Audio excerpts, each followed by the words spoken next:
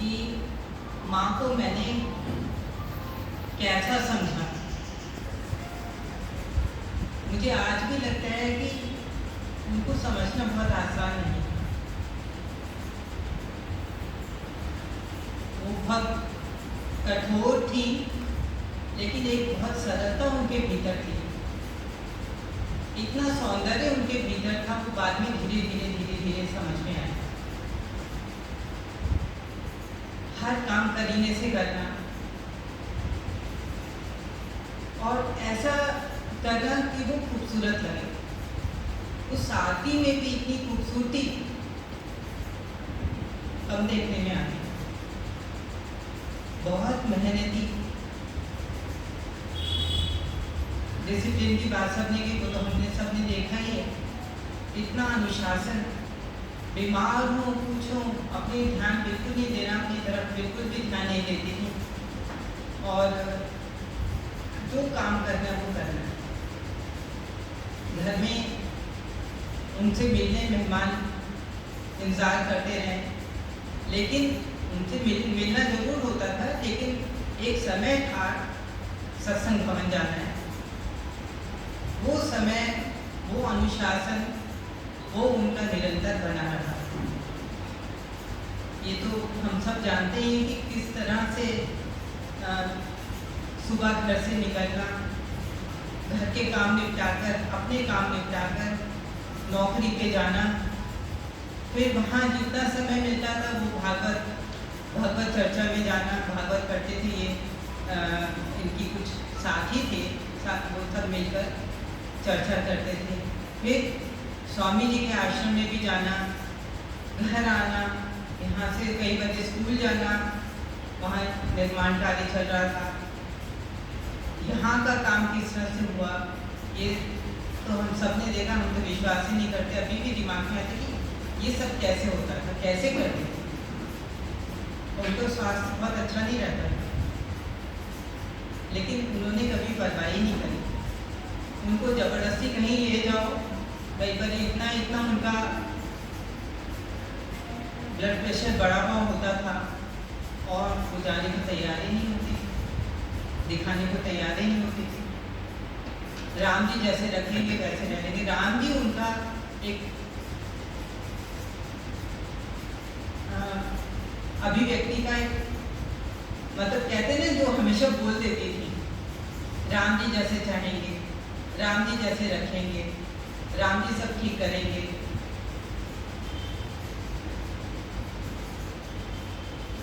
मैं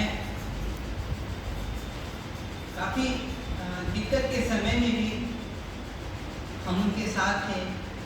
घर में कई तरह की परेशानियां होती हैं और ऐसी परेशानियों में जब मैं अपने को सोच के मैं बोल रही हूँ, जब मन इतना विचलित हो जाता था, माँ के पास बैठकर इतना सुकून मिलता था कि कितनी शांत है। उनको ये धीरे धीरे संसार उनसे छूट ही गया था। पहले तो था उनके पास संसार, लेकिन अंदर क्या था वो तो हम सब नहीं जानते ना कि किसी के भीतर क्या चल रहा है। इतना ज़्यादा बहुत जल्दी समझ में नहीं आता, लेकिन बाद में धीरे धीरे समझ में आने लगा कि संसार उनके भीतर है ही नहीं। उनका जो एक लक्ष्य था वो उस पर निरंतर चलती रही और अद्भुत व्यक्तित्व उनका। मुझे मतलब किस तरह से मैं सत्संग भवन में तो उन्हीं की वजह से आई। आप सब लोगों इतने अच्छे सत्संगी, मैं उस दिन बात कर रही थी, कितने प्यारे सत्संगी हैं। उनको देखकर ही मन हरा भरा हो जाता है। चाहे हफ्ते में एक बार ही मिलना हो, चाहे जब भी मिलना हो, तो बहुत अंदर से आनंद महसूस होता है। मैं एक कहानी सुन रही थी, मुझे वो सत्संग की बात पर ध्यान आ गया कि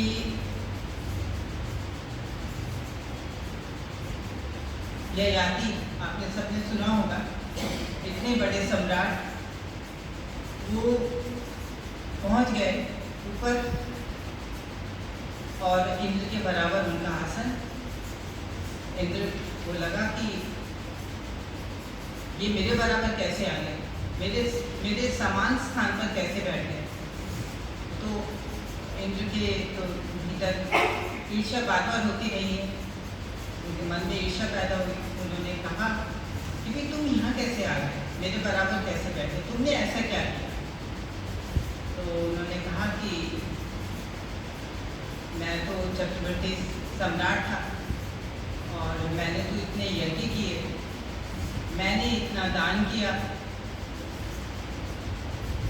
इंद्र को यही चाहिए था, यही सुनना था।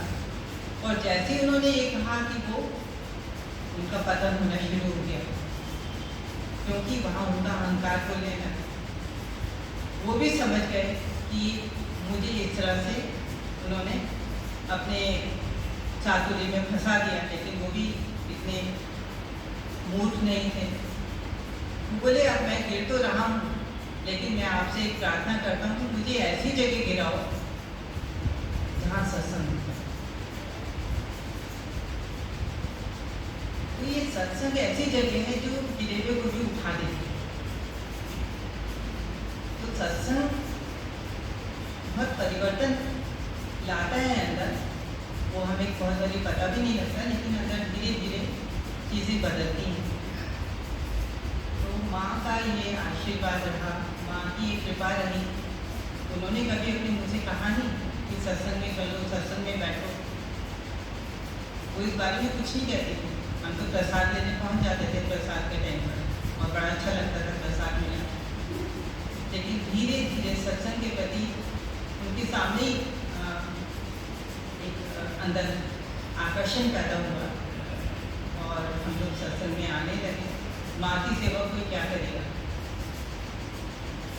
माँ को किसी की सेवा की जरूरत ही नहीं थी, वो अपने आप में सक्षम थी हर चीज़ के लिए। ये जरूर है कि उनका सानिध्य हमें मिला, ये ईश्वर की बड़ी कृपा है। कहते हैं ना कि सुत दारा और लक्ष्मी पापी के भी होए, संत समागम हरि भजन तुलसी दुर्लभ हो। सब चीज़ें सबके पास होती हैं, लेकिन सत्संग मिलना, हरि का भजन होना, ये बड़े भाग्य की बात है। और ये कृपा माँ ने मुझे बरसाई। माँ को किस भांति और याद करूँ, मैं कुछ समझ नहीं पा रही, मन भावुक हो जाता है।